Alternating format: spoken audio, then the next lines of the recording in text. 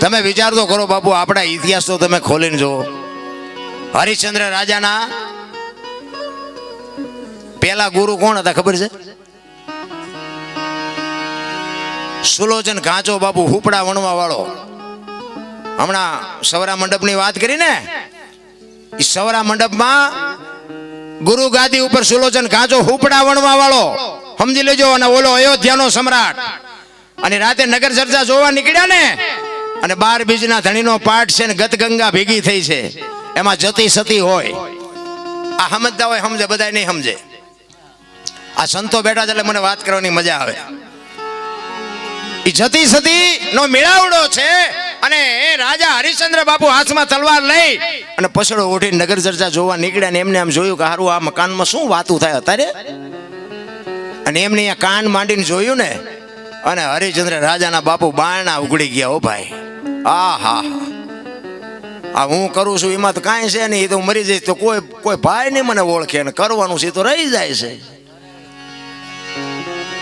અને તલવાર બહાર મૂકીને બાપુ માલપા ગયા ને, બધાના કાળજા થડાક ઉથડાક મીંડ્યા થવા કે રાજા આવી ગયા, રાજા આવી ગયા.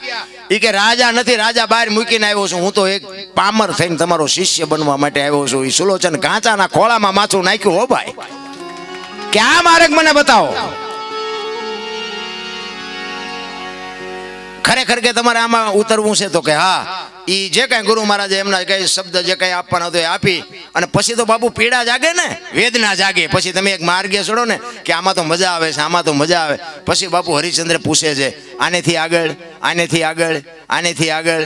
ગુરુ મહારાજ કહે છે કે આની માટે મારા ગુરુ પાસે જવું પડે. અને એના ગુરુ મહારાજ રામદાસ બાપુ, અને રામદાસ બાપુ પાસે આ ગુરુ મહારાજ લઈ જાય. અને ત્યાં લઈ જઈને ગુરુ મહારાજ કહે છે કે આને શું કામ લઈ આવ્યો?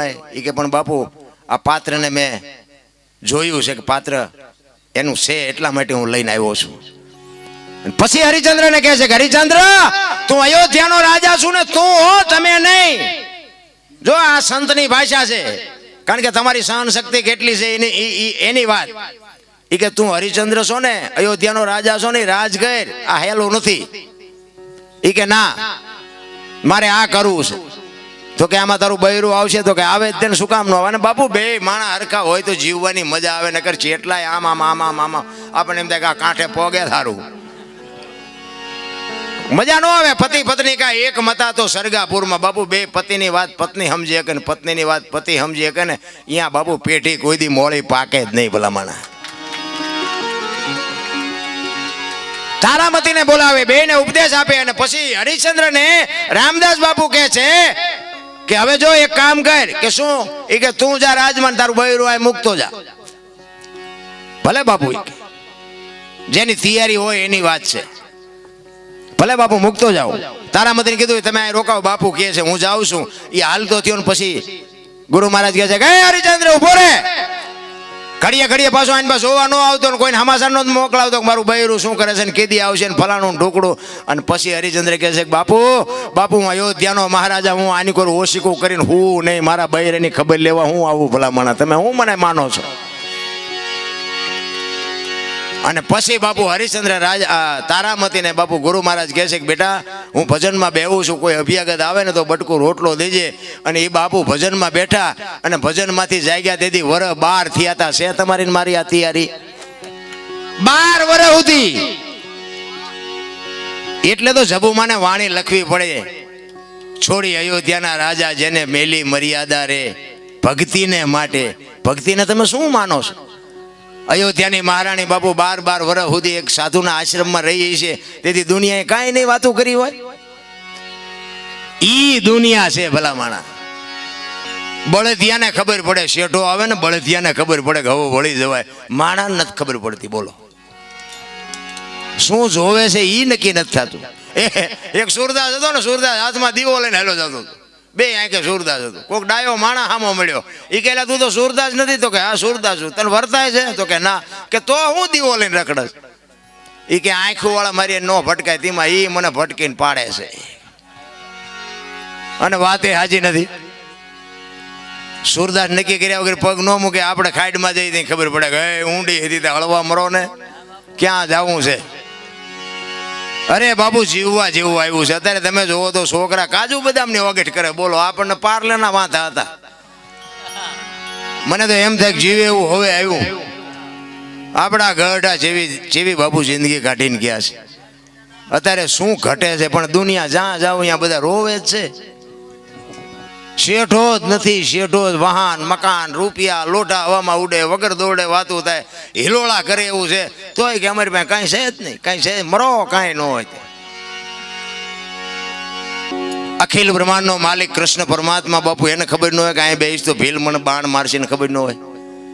એવા બાપુ જો સમર્થ પુરુષોને જો કર્મનો હિસાબ દેવો પડ્યો હોય એનું શું કર્મ હશે? તમે એનું રામ રામ રામ કરી છે બાપુ. સીતાજી રામને પરણે આખી જિંદગીમાં હારો દી ન હોય ગયો બાપુ. એનું શું કર્મ હશે?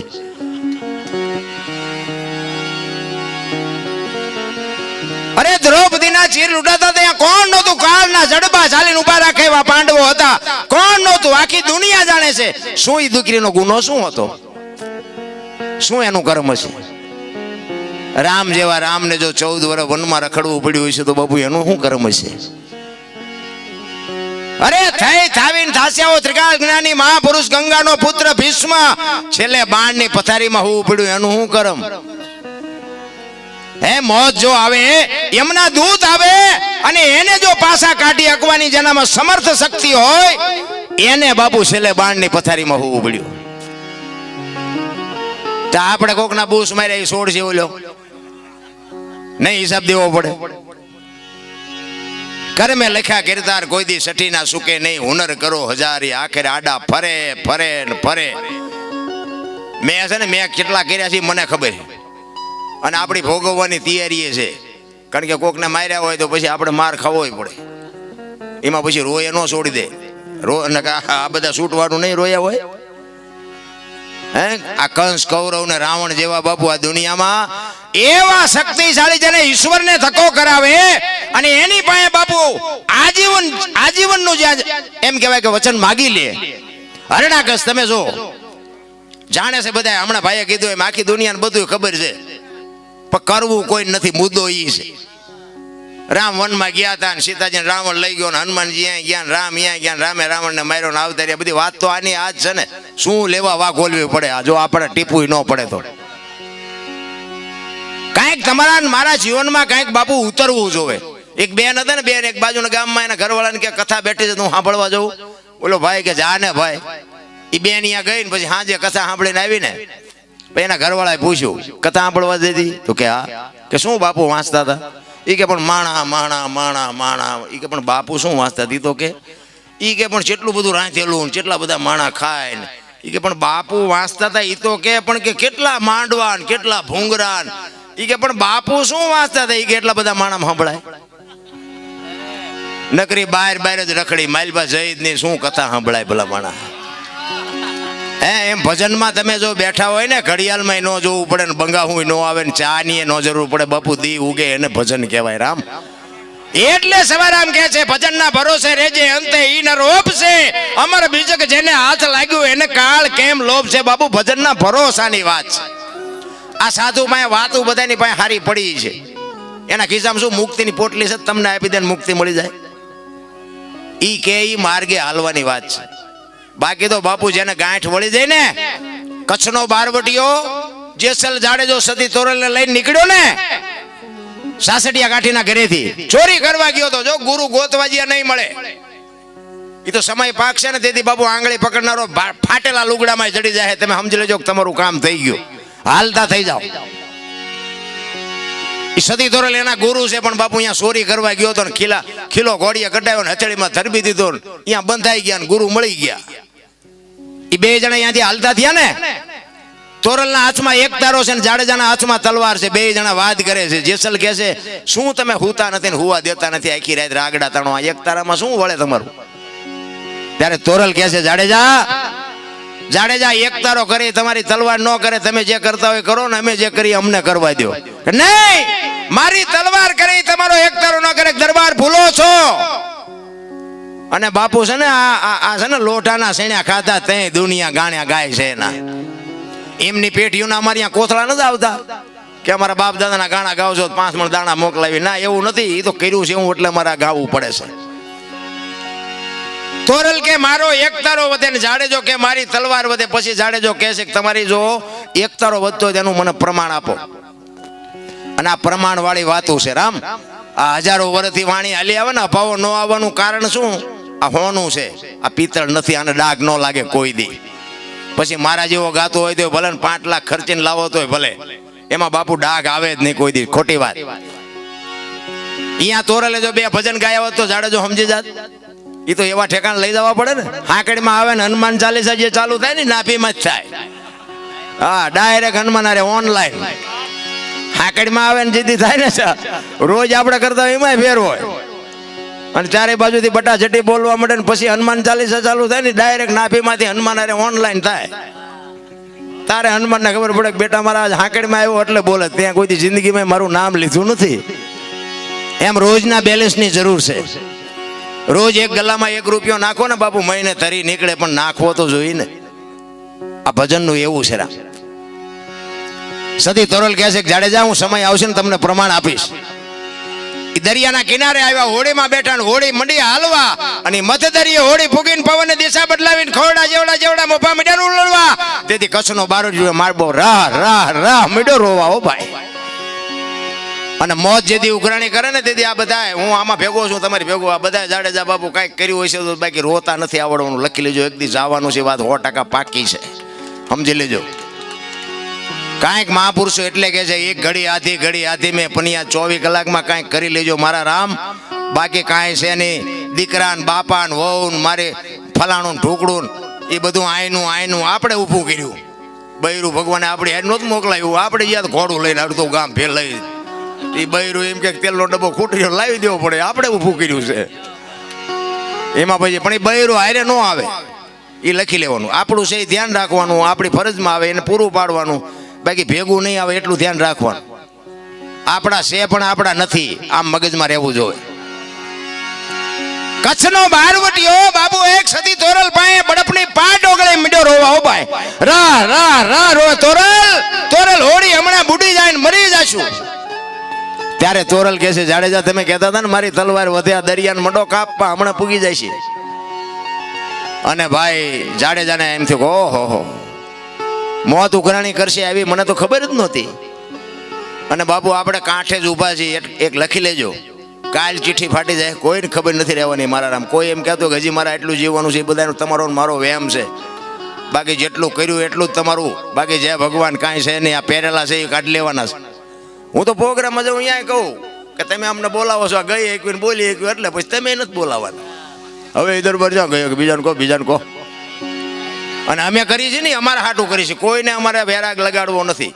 આ તો ગંગા હાલી જાય, પીવો ન પીવો તમારી મોજ, પણ પીવા જેવું છે એ વાત પાકી.